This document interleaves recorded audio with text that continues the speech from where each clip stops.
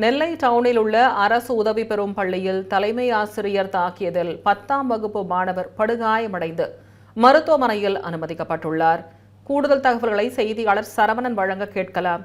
வணக்கம் சரவணன், தற்போது அந்த மாணவனின் நிலை எப்படி இருக்கிறது? எதற்காக தலைமை ஆசிரியர் இப்படி தாக்கியிருக்கிறார்? முழுமையான விவரங்களை பதிவு செய்யுங்க. வணக்கம் திவ்யா.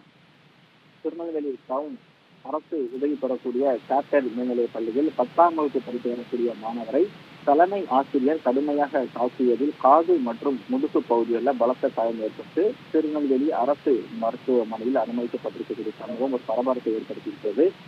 திருநெல்வேலி பழையப்பேட்டை சரோஜினி தெருவை சேர்ந்தவர் ரஹமத்துல்லா என்பவரது மகன் முஹைதீன் முஸ்தாக் நெல்லை டவுன் பகுதியில் இருக்கக்கூடிய சாப்டர் மேல்நிலைப் பள்ளியில் 10ஆம் வகுப்பு படித்து வருகிறார். நேற்றைய தினம் பள்ளி இடைவெளியின் போது இரு வகுப்பு மாணவர்களுக்கிடையே கல்வறை செல்வதில் ஏற்பட்ட பிரச்சனையின் காரணமாக ஒருவர் தாக்கிக் கொண்டதாக கூறப்படுகிறது. அதனை மாணவர்களின் மோதலை சமாதானப்படுத்தி நல்வழிப்படுத்துவதற்கு பதிலாக மாணவர் முஹைதீன் முஸ்தாக் மற்றும் சற்றும் யோசிக்காமல் சரமாரியாக தலைமை ஆசிரியர் தாக்கியதாக கூறப்படுகிறது. தலைமை ஆசிரியரின் இந்த கண்மூடித்தனமான தாக்குதலில் மாணவர் முஹைதீன் முஸ்தாக்கின் காது, முதுகு மற்றும் உடலில் தாக்குதலில் ஈடுபட்டால் கதறி அழைக்கக்கூடிய மாணவனை பள்ளி வளாகத்தில் இருக்கக்கூடிய முதலுதவி அளிக்கப்படாமல் படுகாயம் அடைந்த நிலையிலே அவரை வீட்டிற்கு அனுப்பி வைத்ததாக கூறப்படுகிறது. இதனைத் தொடர்ந்து தகவல் அறிந்த மாணவனின் பெற்றோர் மற்றும் உறவினர்கள் உடனடியாக பள்ளி விரைந்து சென்று காயமடைந்த சிறுவனை மீட்டு திருநெல்வேலி அரசு மருத்துவமனைக்கு அழைத்து சென்றிருக்கிறார்கள். அங்கு மாணவருக்கு தீவிர சிகிச்சை பிரிவில் மருத்துவர்கள் தொடர்ந்து சிகிச்சை அளித்து வருகிறாங்க.